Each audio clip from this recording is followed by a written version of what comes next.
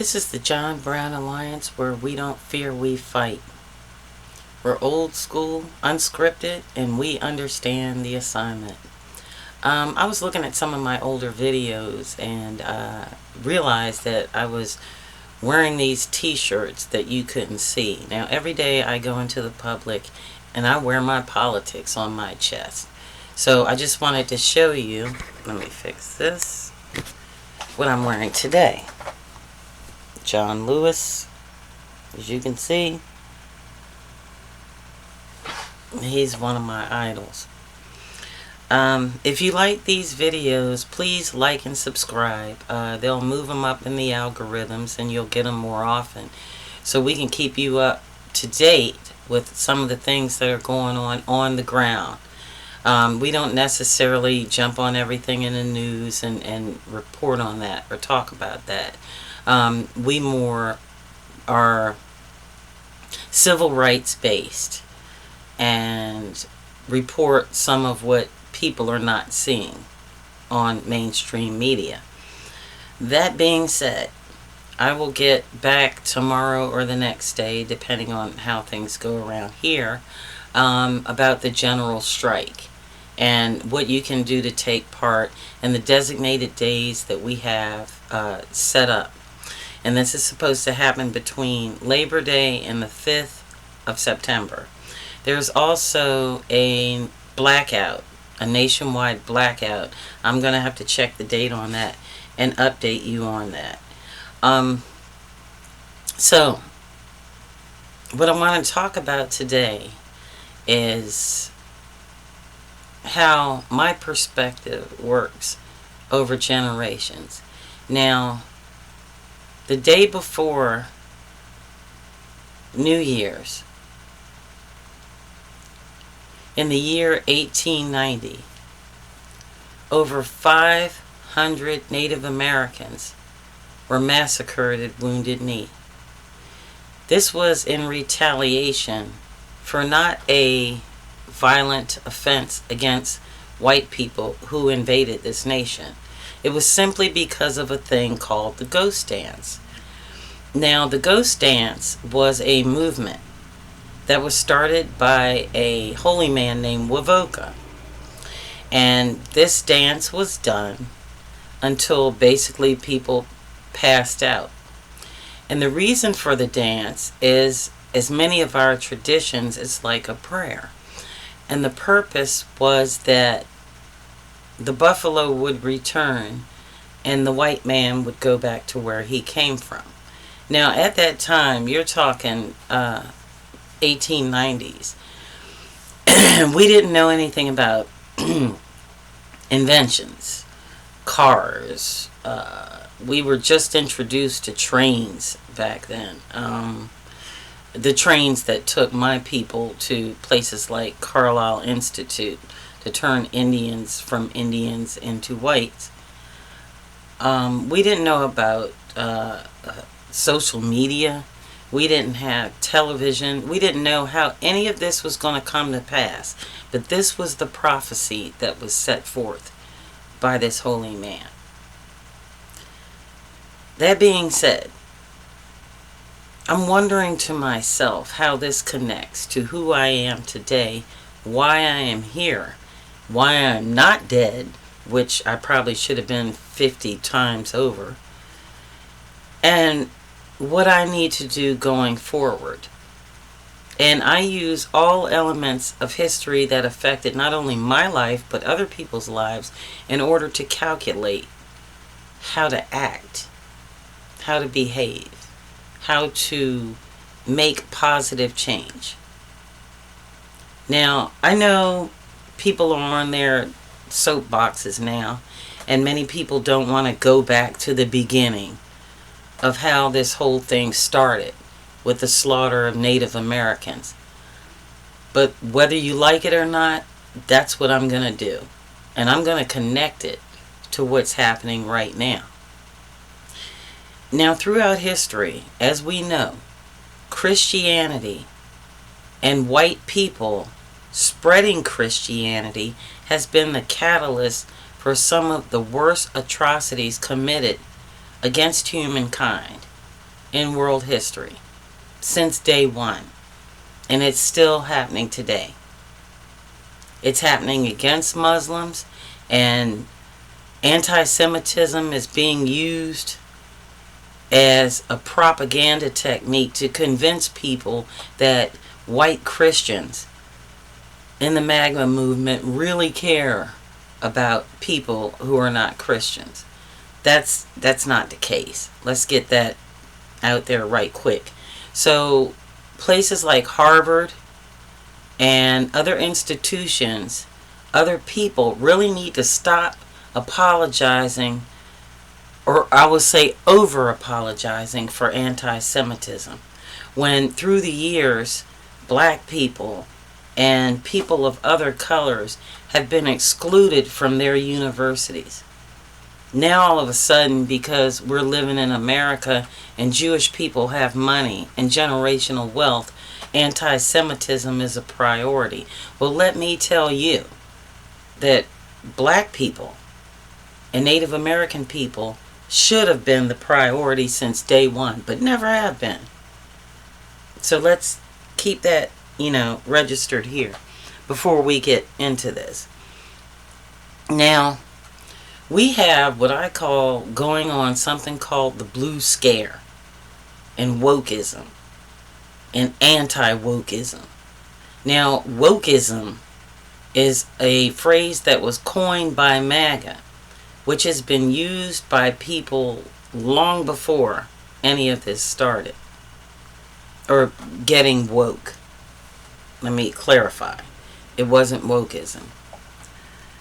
But at any rate, the blue scare is also the woke scare. But in that same element of this fear of black excellence, Native American excellence, you have a segment of society that has invested everything, every element of their survival in their whiteness. So they don't feel a need to do things like go to college and get an education or become a better person. They just were guaranteed these certain things in the United States of America since its inception based on the color of their skin. And at this juncture, in the year 2025, they are still invested in that philosophy and have not moved on as we have. So I bring you back to Wovoka and how the United States of America is becoming a little too brown and black for white people. And how in Wovoka'S prophecy, the white people would disappear and the buffalo would come back. So is his prophecy true? Is that what's happening? Because if it is, and there is some holy entity out there more in control of what happens on Turtle Island than people like Donald Trump and Peter Thiel and Bezos, is it going to happen in the way that we believe it is? Because money, despite what people think, does not change or alter everything all the time. If you look at the American Revolution, these people were not bloody rich. These people weren't, falling open at the seams with money. These were grassroots people that believed in something and fought for that. Something that is foreign to the modern day American. Most people out there before Donald Trump became president never went to a protest. Never got involved in civil rights. Didn't give a shit. And I'm talking about every race across the board. As long as they had food on the table and a check coming in, they, let all that other shit slide. Well, we're at a point right now where we can't do that. So, you have your blue scare now. Well, back in the 1950s, they had something called the Red Scare, where everybody under the sun that did not fall in line were basically communists and every other, negative thing you can say. I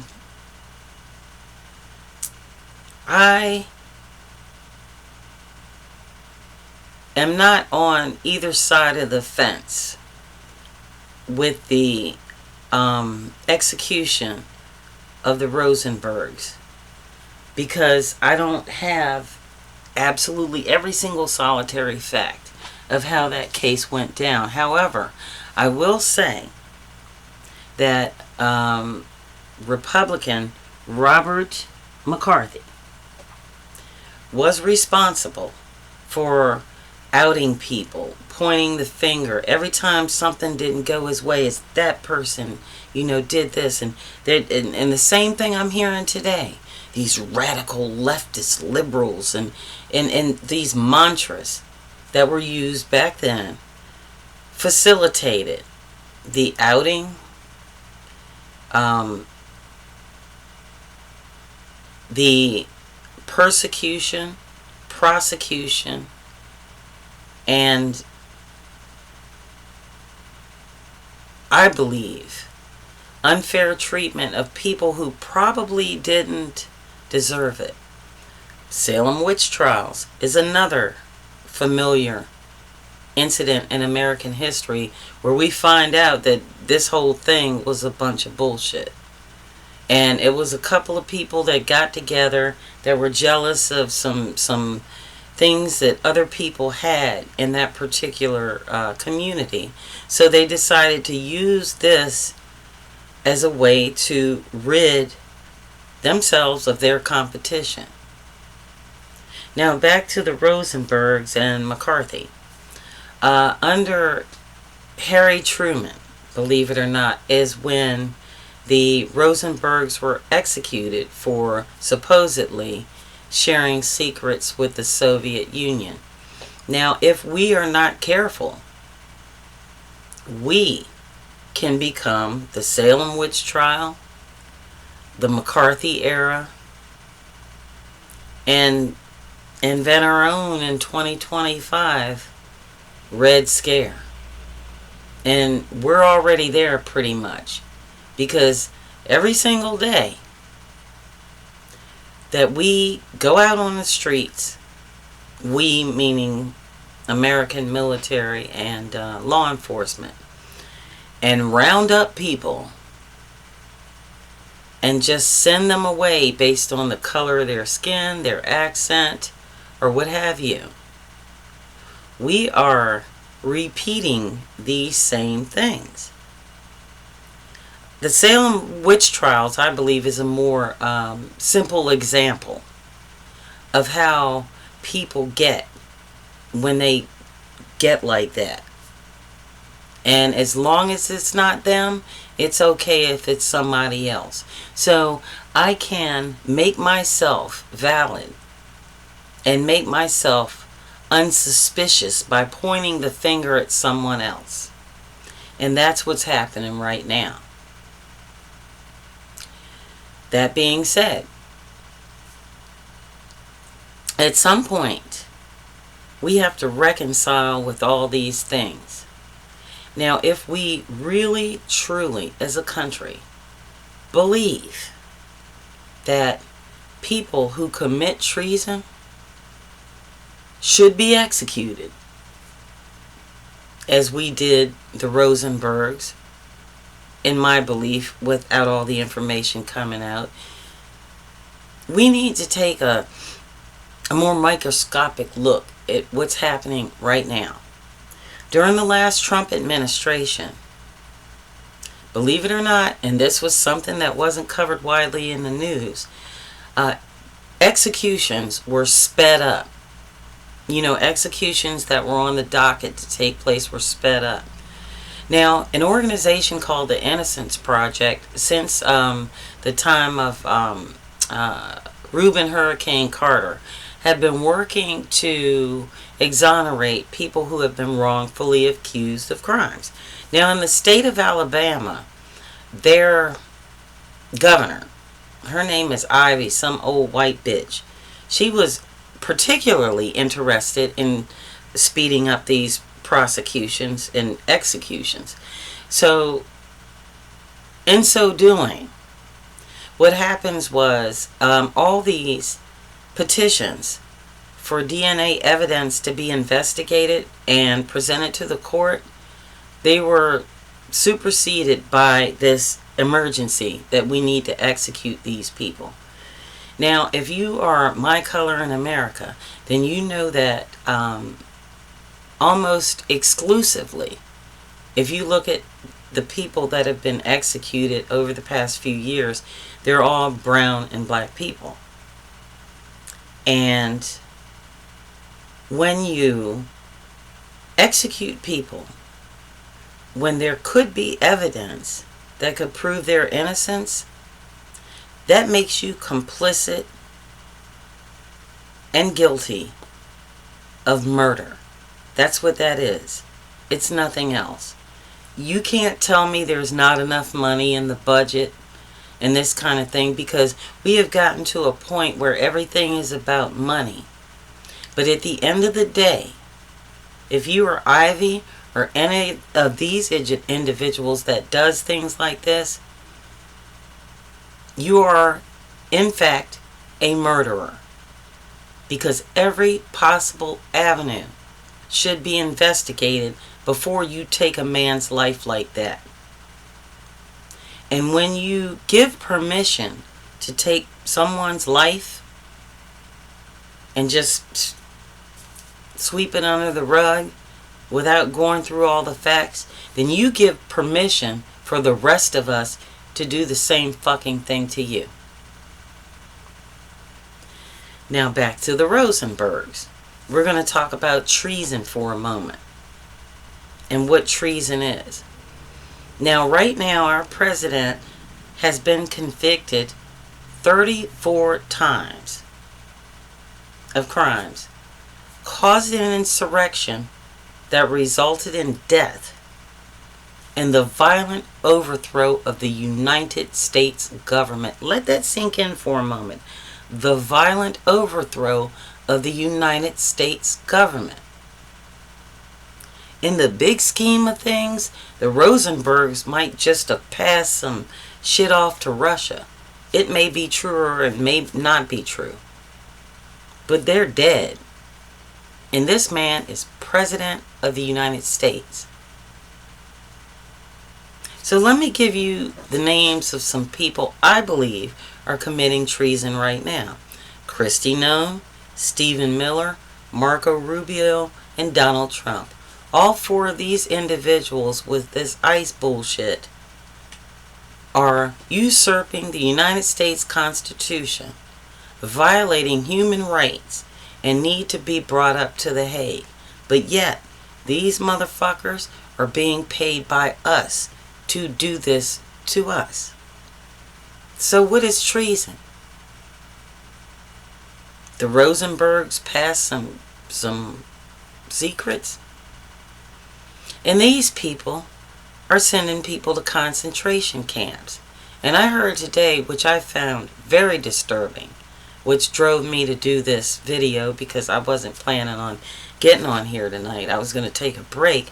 But in several facilities in Florida, and those are the only ones I can substantiate, people are being made to eat out of dishes like dogs. Now, to people in other countries, maybe they're not getting food. That's not a big deal. But in the United States of America, where we are supposed to be I'll word that another way. In the United States of America, where every day I hear some bullshit about anti-Semitism, our elected officials are making other people eat out of dishes like dogs. Get that in your head. Think about that. Okay? Certain segments of society are afforded certain rights while others are not. And this is absolutely positively Jim Crow 2.0. Make no mistake. But these people right now are under this administration committing way more acts of treason than any person in American history. And they're doing it as a group. This is the sleeper cell. This is the terrorist organization. And if you don't understand that, you haven't been watching this man since 9 years ago. I have. And we don't need to be fighting with each other right now. We really don't. And we are. Because that's what they want. You know, everybody's got their little podcast and agenda, and they're jumping on this for clickbait. I'm not about clickbait. These are raw facts. This you're witnessing with your own eyes. There's no way to interpret violation of the law. There's no way to say I feel. The obligation is rule of law. What Republicans feel has absolutely nothing to do with the rule of law. And yet we listen to this every day. It doesn't sink in. And we start contorting ourselves to fit their narrative. That needs to stop. This needs to stop. These ICE raids need to stop. And we need to stop paying for this. And I don't have time to talk about it right now because people are getting ready to wake up in America and I have to do a regular day. But this is why we need a general strike. Because there are many facets of this. And not only is it going to take place between the 1st and the 5th, but it's going to encompass a huge number of different actions, different ideas, and different ways that everyone can participate in restoring this democracy. Now, some people can protest. Some people, and I won't use money as an excuse because that's really not an excuse. Because I was broke as shit when I started protesting. But there are different ways that you can do things. People who are confined to the home for most of the day can take part in different actions. Then we have lawyers who are trying to buy us time so that we can do something. Most of our public officials aren't doing shit, so we have to do this ourselves. But in the big scheme of things, everybody has a job to do. And every job is just as important. And so we need to look at what we can do and do it. And then we need to encourage others to do what they can without getting on their cases for not doing certain things. So, this is the John Brown Alliance, and that's all for today. I hope to be back here tomorrow. Hope I'm not picked up. And, you know, today, you do you. Thanks for watching.